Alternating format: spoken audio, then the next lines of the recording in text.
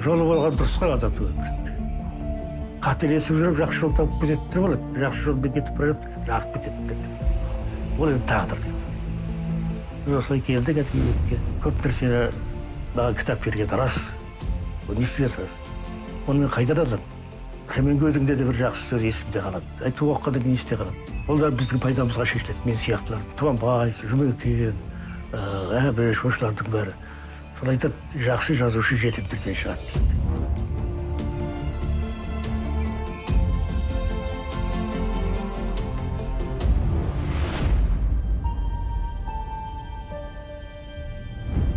Менің ең үлкен туысқаным жетімдік. Қадыр Мырзали.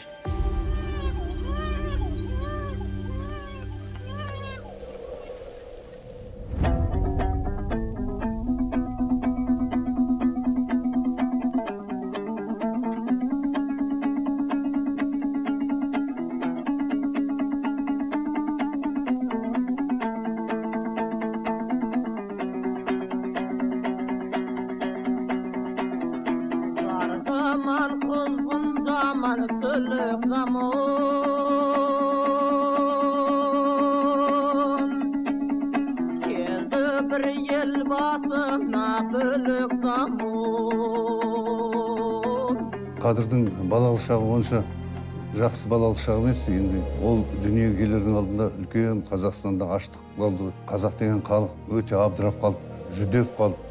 Сондай жүдеу жадау кезде Қадекең дүниеге келген ғой. Одан кейін соғыс басталды. Оның ортасында репрессия басталды.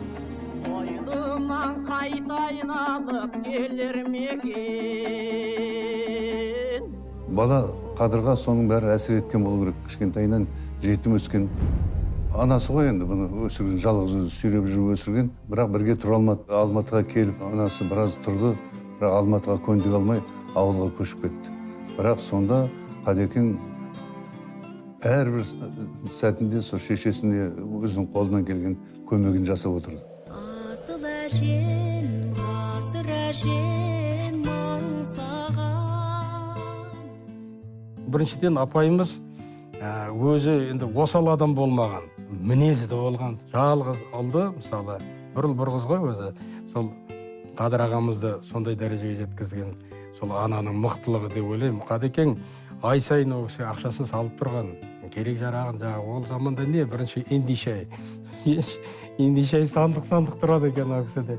Ал не ішем, не кием деген жоқ қой. Сосын телефон жүйесінің басшысына бірінші хатшы айтады екен, сен жұмысты 9-да жұмысыңнан бастама, Мағраш апаның үйінің телефонын қарап шық. Айтпаса ана кісі шатақ. Ай, мына телефондарың істемейді. Мен Қадырмен сөйлесе алмай отырмын дейді екен. Анасы қайтқаннан кейін Қадыр аға айтыпты, оны тұрған осы үйдегі дүние мүлік не бар? Қалағандарыңыз, көрші көлем бар, сол жердегі ағайын туыс бар, алыңыз. Бір кішкентай ғана көпшігі бар екен. Мамасы жасанатын мойын көпшігі. Иісі сіңген, тері сіңген, мен осыны қана алам, қалған сізге көзі болсын, анамның сіздер алыңыз деп. Ол енді анаға деген махаббат па, махаббат. Өзің барда қысылмаймын күлуге, жылауға да қысылмаймын сен барда. Басына соны шындығын жазып кетті. Бала боп қызық көрмеген, баладан қызық көрмеген, байдан да қызық көрмеген, қайдан да қызық көрмеген бұл жерде жатыр. Кейуана баласы Қадыр деп жазып қойды. Аға ауыр ғой деп едім, жоқ шындық қалсын қарағым деді. Оның бәрі шындық деді. Ол кісі жасынан жесір қалды, әкем ерте өлді, жетімдік көрді, жесірлік көрді, қиындық көрді. Содан оның жүйкесі тозды. Ол өмірге өкпелі. Ал мен өзімнің борышым осы жыр жазу, қалдыру ізімді. Сонымен осылай болды қарағым, сол шындық қалсын деді. Ол да менің жырымда бар. Бағуға өз анасын уақыт таппай жырлады ол қазақ деген ұланан. Сонымен Қадыр ақын ой орманына кіріп кетіп орманнан шыға алмады деген жолдарым бар. Шын мәнінде ол анамның бабын табайын, баламның бабын табайын деп емес, қазаққа не қалтырам. ұлтымның қай жеріне жамау болам деді. Қазаққа ол көп нәрсе қалдырды.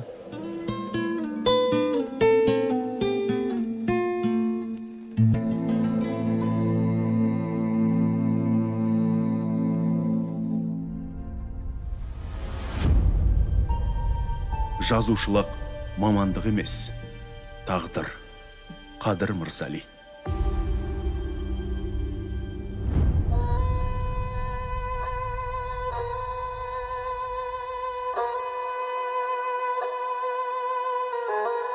Боздала, құшағыңда аш қозың келді, боз тарта бастады ма өзіңденді. Бозаңнан іздейді көз, боз үйлерді бозаңнан іздейді көз. Бозыңгенді, боз белден құлады бір сезім көші. Бозғырау, қысыңды ойлап езілмеші, бораннан түн қылаң боп, баран түн қылаң таң боп бозарғанда, бозторғай бебеу қақшы, безілдеші. Басымнан сипағандай боздағағам, боздағам, сағыныштан қоздаған ән, боласың боз ішкендей ауа жұтып, боз жусан, боз көделі, боздаладан, боз бала, бозғылт кеште сыраштың ба, бозамық түнгі аспанмен сырластың ба, бой жеткен бұл ағызға хабар беріп, боз жорға кісінейме қырастың да. Білесің, басқадан кем жазбасымды, білесің, өлең сөзде тозбасымды, боз жорға, бозыңгенді, боз торғайлы боздала, ием саған боз басымды.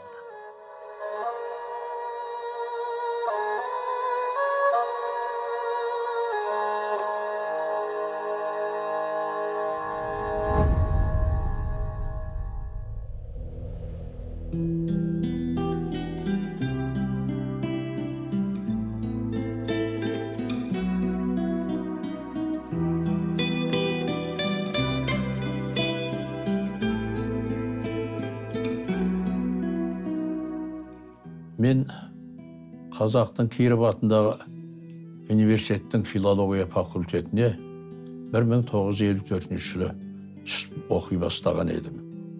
Сол кездердеен жақтан келіп жатқан студенттердің талайымен танысып үлгердік. Солардың ішінде менен бір курс жоғары Қадыр Мырзали оқиды екен. Студент ақын деп қабырға газеттеріне жазылып, біз оқып жүрген әдебиет, античный литература дейді, өзіміздің әдебиеттің арғы бергі өмірі деген сияқты, солардың бәрінде өте зейінді, өзіміздің қатар жүрген жігіттерден оза сөйлейтін, өзі мейлінше байсалды, біз айтатымыз, еліктің лағындай болған Қадырымыз-ай деп жағы мақтанып, дүрілдеп отыратынбыз.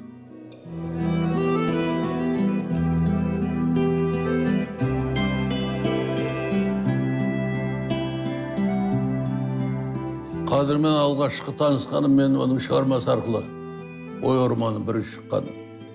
Соны біз Райымбек екеуміз оқып, таңғалып, жақсы шығарма екен деп, Райымбек сосын жағы дереу Қадырды іздеп, тауып алып, танысып, студент кезіміз ол. Қадырменен жүрудің өзі бір бақыт.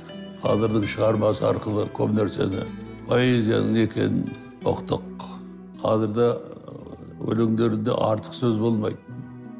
Бәрі тартымды, ойлы, ұйқастары әдемі, сондай ақын ғой. Енді ақын болып туған, табиғатынан ақын.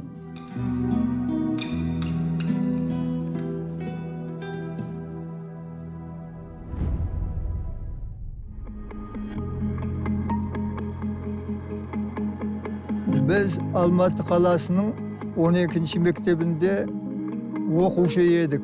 Қадыр Мырзали аға бір күні кездесуге келді. Әдебиетке жақын андай-мұндайды жазып жүрген кезіміз ғой. Қадыр ағаны автобусқа дейін шығарып салдым, мінекей таныстығымыз содан басталды. Қадыр аға лирикалық поэзияның емес, Қадыр аға дидактикалық поэзияның өкілі. Ол не деген сөз? Ол деген сөз ойшыл поэзияның өкілі деген сөз. Әсіресе сол 60 жылдардың ортасында шыққан ой орманы кітабы бізді сол Қадыр ағаға өмірлік шәкірт етті деуге болады. Осы кітаптың әсері әлі күнге шейін естен кетпейді. Ішінде бір мынандай сөздер бар. Өлімнен өзім саспаймын, өмірдің қорқам кәрінен, бастауын үсті бастаймын, аяқтау қиын бәрінен. Неке осындай ойшылдық, яғни дидактикалық сарын бұл ақынға тән еді. Бұл оның болмысы еді.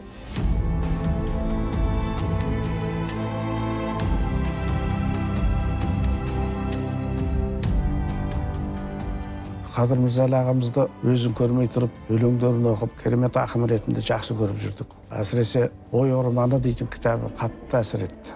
Жалпы поэзияда оқырманды ойланту, адамды ойға жетелеу, одан бұрын Абайдан басталған болса, Қадекең өлеңдерінің жалғасын тапқан сияқты. Шынын айтқанда, философ ақын, данышпан ақын, ойлы ақын, жалпы өзі ғана ойланып қоймай, халықты ойға жетелеген, халықтың санасына сәуле жүгірткен, оқырманның, жас оқырманның көкірегін ашқан классик ақындарымыздың біреуі Қадекең. Оның өлеңі кеше қандай болса, бүгін де сондай, еш уақытта ескірмейтін өлеңдер.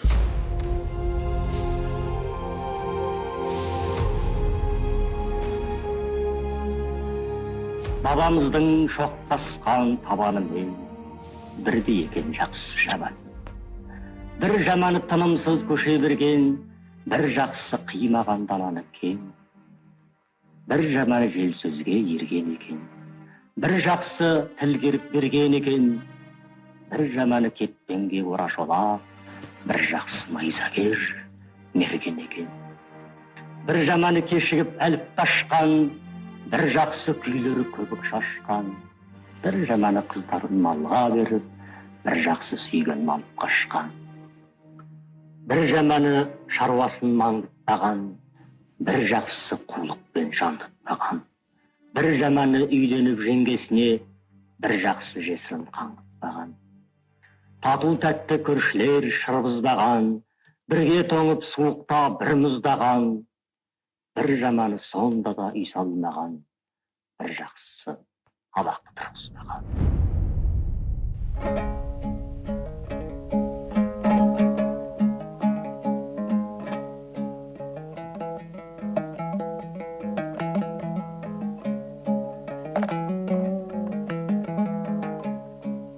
Елдің балалары жаңа кішкентай мектепке барып атқан, бұл бұрқырап үйлерінен шығып атқанда мен қорадан шығатынмын, баратын кездерім болды дейді. Тұрмыстың қиындығынан интернатқа берген баланы. Сонда жүріп кітапханаға көп барады. Аудандық кітапханаға түгел оқыған екен ғой.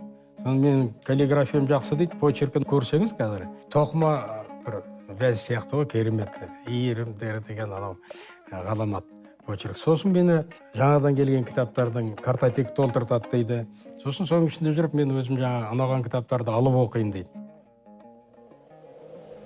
Бір Құрқылтайдың үйінде орыстың үйі, ал қабырғаны өзі гәріпмен жасалған бір жарқын қабырға тұтас кітап. Өзі квартирадан квартираға көшіп жүрген студент, квартирант. Мен де квартирада тұрам. Сонда жаңағы кітаптарға қызығып Қадырдың ерекше жан дүниесінің сұлулығы, білімнің тереңдігі, ой өрісінің кеңдігі, осының барлығы Қадырдың маған ерекше бір қасиетімен сондай танытқандай болды.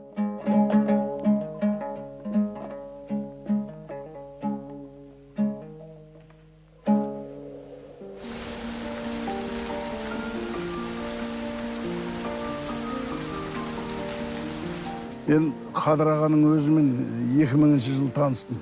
Ол кісі Тастақта тұратын еді, ол кезде үйіміз қатар болды. Мына білімінде шек жоқ қой деп ойлаймын мен енді. Энциклопедиялық білімі бар адам енді. Мен мынау 2001 жылы жазмыш ғибратнама деген кітабын шығардым. Сол жазмыштың ішіндегі бүткіл мына дүние жүзінің ұлы адамдарының тағдыры жазылған бүкіл ситуация Қадыр ағаның басында тұр. Ол оны жатқа біледі екен. енді ана бір әңгімесін қайталап айтпайды. Екінші рет жаңа бір әңгімені қайталамайды. Алыс жолға шығамыз, сол үйден шыққаннан басталған әңгіме үйге қайтып келгенге дейін кәдімгі бір университеттен өткендей боласың ғой, Қадыр ағаның қасында жүргенде. Ғажабы сондай. Аға, мен кез келген тақырыпта әңгіме айтуға болады да, кез келген сауалдың сұрағын алуға болады. Мысалы, менің отырып алып кітап оқитын уақытым жоқ болса, мен шайға шақырып алып Қадыр ағадан жаңа кітаптар жайлы, ол жайлы біреудің пікірі жайлы, не шыққаны, бәрін мен Қадыр ағамнан лекция ретінде тыңдап өстім. Мен де кішкене афоризм күнделік жазамын ғой. Сол бірде қалжыңдап Қадырға телефон соқтым. Қадыр, сен маған бір 4-5 афоризм бере тұршы. Мына кітабыма керек болып тұр, кейін саған қайтарармын өзім. Деп қалжыңдадым. Енді бұл қарызға беретін ақшамен ол деп Қадыр бірде түрде қайтарады ғой. Сөйтіп бір қалжыңдасқанымыз бар еді. Сондықтан Қадырдың масштабы, диапазоны үлкен.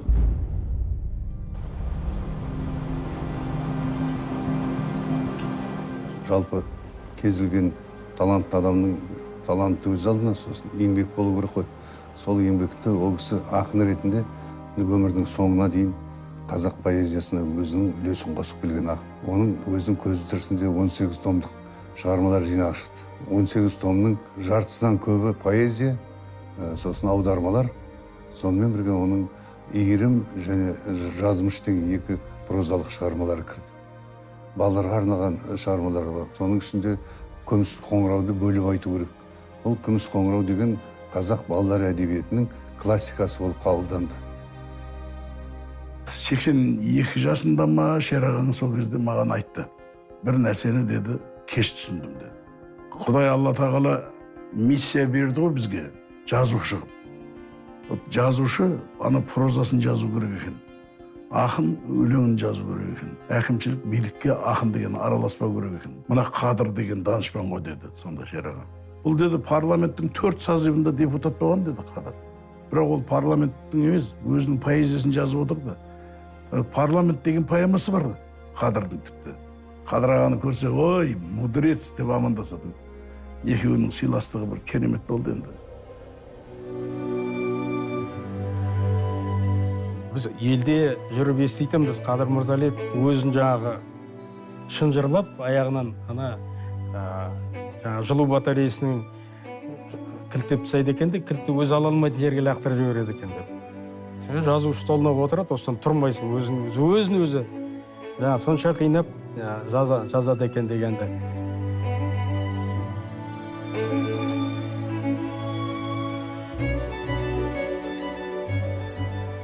Бердібек Соқпақбаевтың бір сөз менің есімде қалыпты.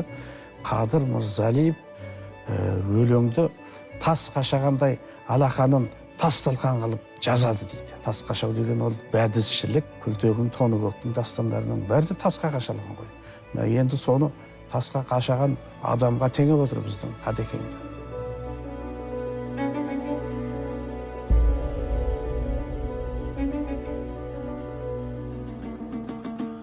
Өзің берген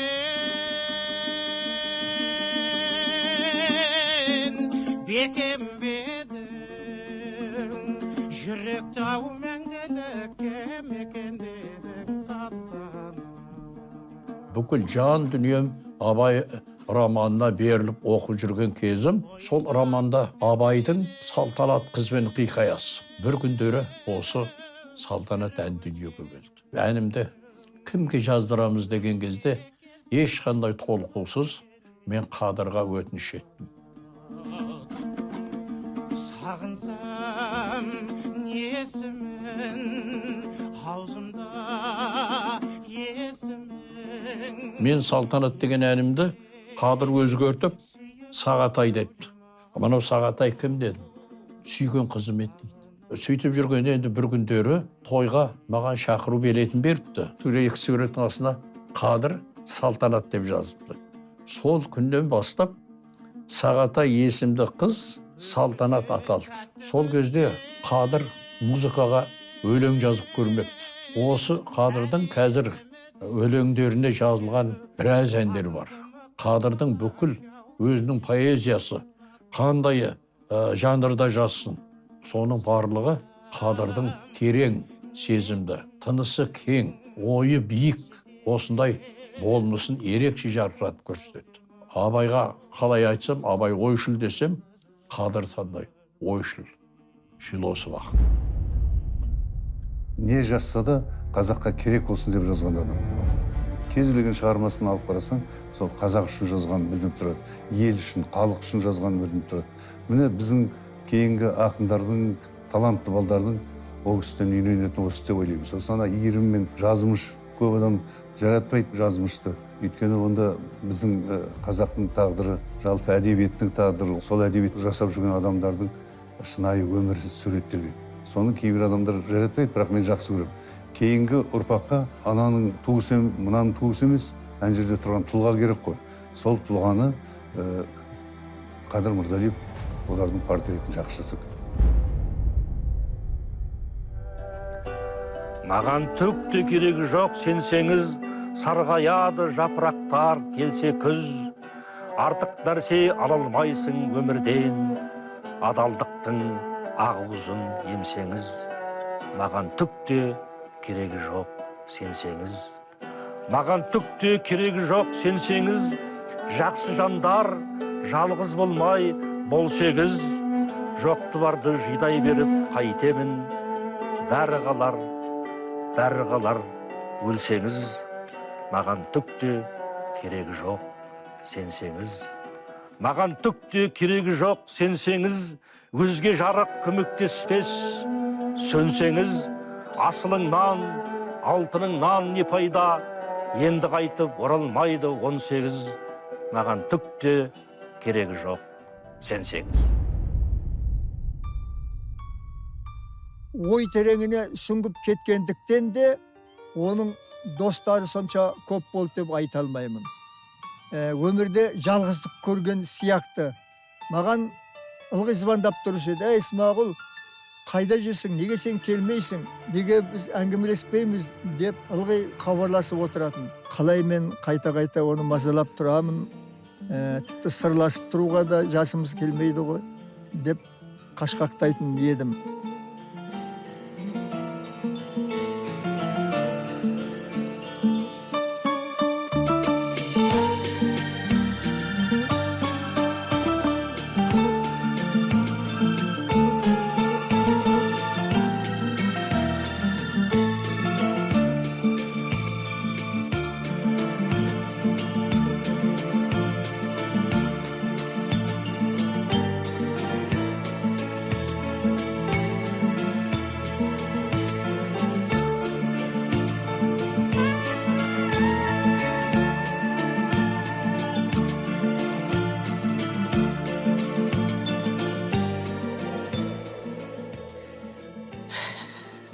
Кім біліпті, мерейтойын жасадық туған жерінде. Содан азаматтар жиналып айтты: елде керемет тұлпар сыйлайық, соған отыртайық, осын оны бағайық, осында Қадыр өзі келіп соған мініп жүрсін, біз сөйтіп оны бір көңілін көтерейік деп шешті. Содан көк дөненді білмеймін алып келді. Содан сахнаға шығарып тізгінін берді. Ой, көк дөнен Қадыр ағаны ескеді де, осы кісінеді. Қадыр аға сөйлеп рахмет айтайын десе, жоқ, анау кісінеп сөйлетпейді. Ол да бір кезек алып баяндама жасап тұрған сияқты көкденен. Содан 4 айдан кейін Қадыр ағам қайтыс болды.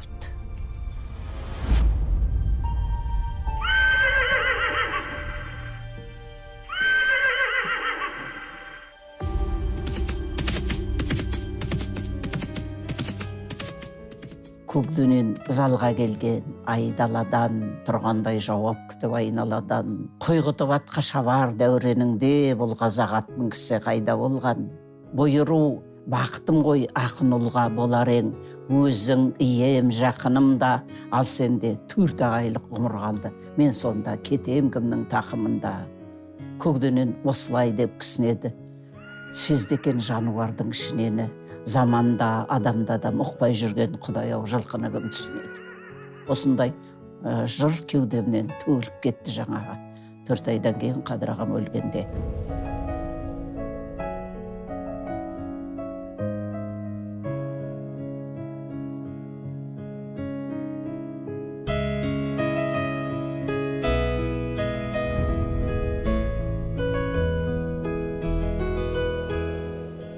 Менің ұстазым Қабдоловтың айтуынша, бір күні дастархан басында отырып, сол ұлы жазушы дегенді мен айттым дейді, студент едім дейді. Сонда Әуезов орнынан атып тұрып, айналайындар ау, ауыздарынан шығатында күн бар екен ғой бұл сөздің деп мені келіп құшақтады дейді. Қараңыз, сонда Әуезовтің өзі Әуезов болғанша ести алмаған ғой ұлы деген сөзді. Ал бүгін біз кез келгеніміз ұлы болып бара жатырмыз. Әлеуметтік желіні ашсаң, осы сөздің қадірін кетірдік. Ал данышпан деген сөзге қадір лайықты ақын болды. Ақындардың ішінде қадір лайықты болды. Данышпан деген сөзге.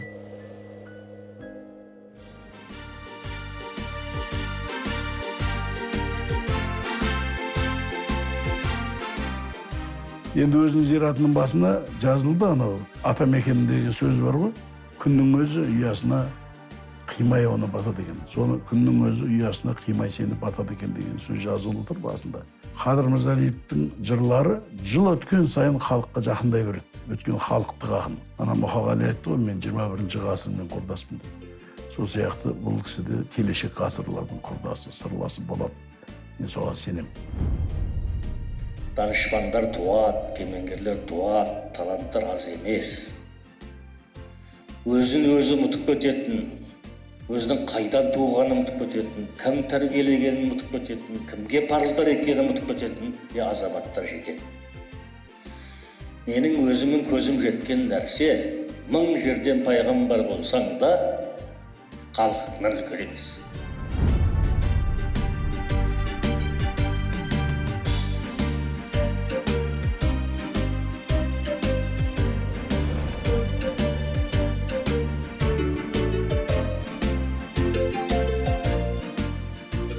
Бір-бірімізге жақсылық тілеп, амандық тілеп, бір ағайын адамдар сияқты, сосын үлкен тойдан үзіліске шығып кеткен адам сияқты мен қазір шығып кетейін.